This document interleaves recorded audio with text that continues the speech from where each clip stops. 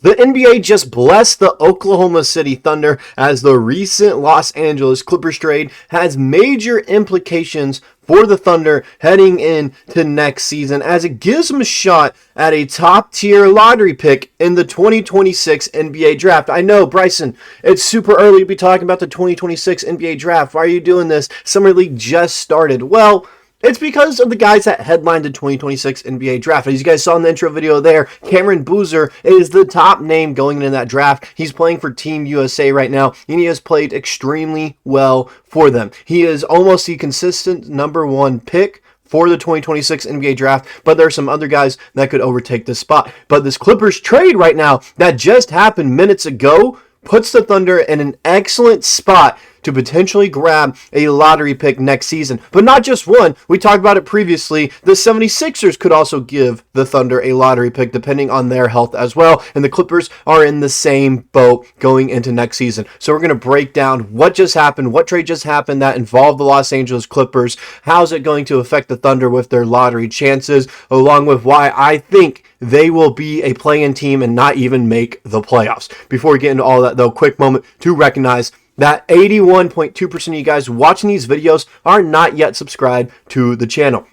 If you find yourself coming back on a regular basis, you enjoyed the content here, or if you're new and you like what we're doing at Thunder Digest, you want to support, the best way to do so is just by hitting that subscribe button. We're now almost at 6,100 subs. Let's try to hit 7,000 here before the end of July. That's my goal. With that out of the way, let's go ahead, get into talking about the trade that just happened. So, as we know, it was rumored that the Thunder could have had another lottery pick because of the Clippers last year, because of their injury concerns. Well, some players stepped up for the Los Angeles Clippers, such as Norman Powell, in the absence of Kawhi Leonard. Ivica Zubac had a breakout season as well, becoming one of the best defenders in the NBA. So they had some help from their role players. The question is, can they do that again? Well, we know Norman Powell can't do it, as the Clippers just traded Norman Powell. All right, here it is. Breaking: the Clippers, Jazz, and Heat have agreed to a trade that sends Norman Powell to Miami, John Collins to Los Angeles, and Kevin Love, Kyle Anderson in 2027 Clippers second-round pick to the Jazz, sources tell ESPN. So there you go. John Collins goes to Los Angeles. Norman Powell goes to Miami. So that's the trade. The problem with it, in my opinion, for the Clippers is the fact that Norman Powell was at times your second best player last year. In the absence of Kawhi Leonard, who stepped up, Norman Powell, he averaged 22 points a game, okay? This is, they're trying to say it's a win-now move. I don't see how this is a win-now move in such a tough Western Conference. I don't see how it is.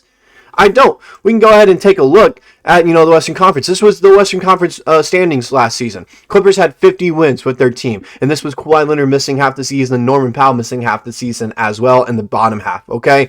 So they won 50 games because of it. That's cool. Minnesota is going to be a better team. They will be. Minnesota will be a better team.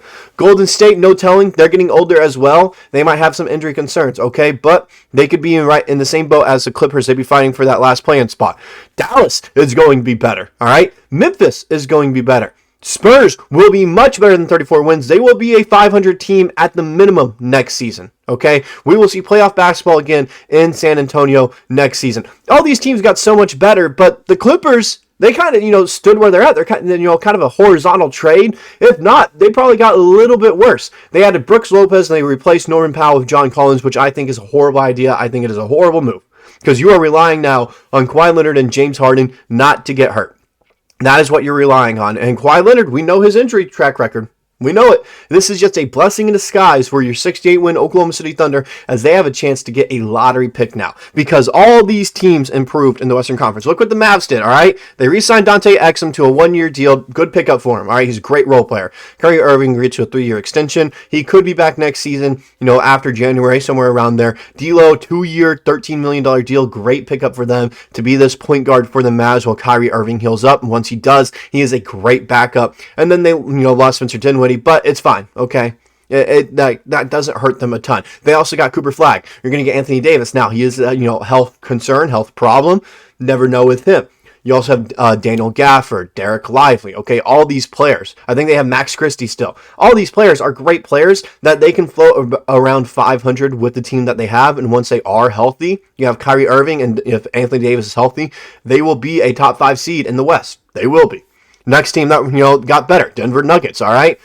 They added Bruce Brown, Cameron Johnson, Tim Hardaway Jr., then Jonas Valanciunas, even though that's up in the air right now. No telling if he's going to go to Europe to play or if he stays with the Nuggets. They lost Michael Porter Jr., but they traded traded for Cameron Johnson. I think that's an upgrade. They lost Dario Saric, but is that really the end of the world? It's not. So the Nuggets got much better, all right? They were a 4 seed last year. They might still be a 4 seed because of how tough the West is, but they could jump up to a 3. They can definitely jump up to a 3.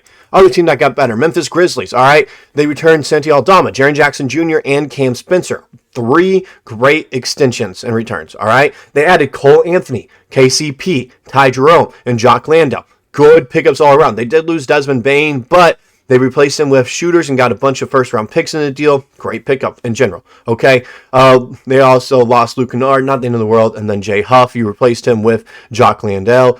It's fine. Okay, they will be absolutely fine. You're also going to get a full season of Jalen Wells and G.G. Jackson. They will be fine. They might still be a playing team, but they'll probably be in that 7, maybe fine for that 6 spot. But then the last team that got better, doesn't look like they did a ton on paper when you look at it. The San Antonio Spurs, they got Luke Cornett to a 4-year, $40 million deal. Good pickup, good value for a backup center, or even someone to start alongside Victor Wembanyama. All right. Great move for them. And like I said, Victor Wembanyama is going to be healthy. De'Aaron Fox is going to be healthy. You have Stephon Castle. You have Dylan Harper, the 2nd overall pick. Like, you have all these players that are fantastic. The Spurs got better. They will be a playoff team. They will be. They might finish in the play-in, but they'll win in the play-in, and they'll become a playoff team as like a 7 seed. That's my prediction for the Spurs. All these teams got so much better. But the Clippers, they made a horizontal trade. And then with your health concerns, they might get worse. All right? That's the problem. And it just fell into the lap of the Thunder where, the Thunder, the final year that they have picks from the Clippers is the 2026 draft. And then now they made this trade, horizontal move. The West is getting so much better. It's getting tougher where the Clippers can potentially be a lottery team and the Thunder have a lottery pick.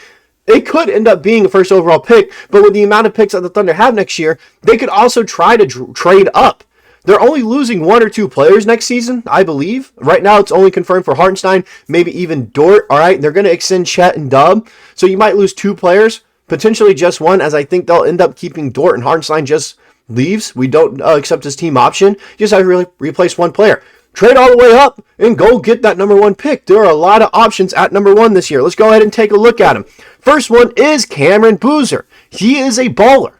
The son of NBA legend Carlos Boozer and the twin of another potential one-and-done from Duke, Caden Boozer, Cameron is a near can't-miss talent because of his built-out 6'9" frame and powerful game. He can score inside and out and has guard-like versatility with the ability to score at every level and make advanced reads for his position.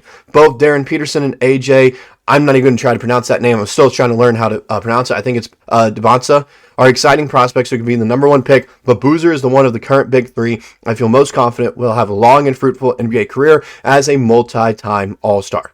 This Kyle Boone, CBS Sports, who was writing this. And then the next guy is AJ. All right, the idea of AJ Devonsa as a built-in a lab, 6'9" scoring wing, the architect NBA teams so covet building around.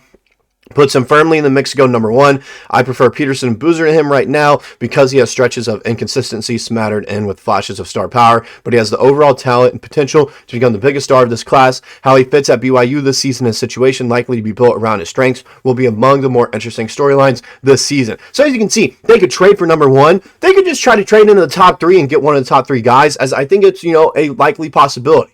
You also have the luck of the lottery. We saw the Mavericks, who had the 11th best odds in the draft, end up number 1 overall. You could see something like this, but I can guarantee you the Thunder will end up having a lottery pick because the Clippers won't be a playoff team, in my opinion, because of the moves other Western Conference teams did, and they are relying on their 36-year-old players to stay healthy. That is not a recipe for success. It isn't. So I think the Clippers are going to be a play-in team. They're going to end up being in the lottery, all right, because they won't win in the play-in. The Thunder are going to get a lottery pick, and with all their picks that they can have next year, they have a Sixers pick as well. I think they have another pick. They could potentially have 3 first-round picks, maybe even 4, depending on what the Jazz do. But the Jazz are going to be a lottery team, as we all know and love. So they'll have 3, potentially 4, though. You can trade all those picks to move up into the top 3, or maybe even the luck of the lottery moves you into the top 3 to get one of these guys there. That's all I got for this video. Let me know, do you think this Clippers trade that Norman Powell and John Collins swap essentially is going to move them where, hey, they're going to be a sure playoff team? Or do you agree with me and be like, look, the West got so much better and the Clippers kind of stood pat with their age and health concerns? I don't think they make the playoffs. Let me know what you guys think in the comments section below. I'll see you guys in the next one.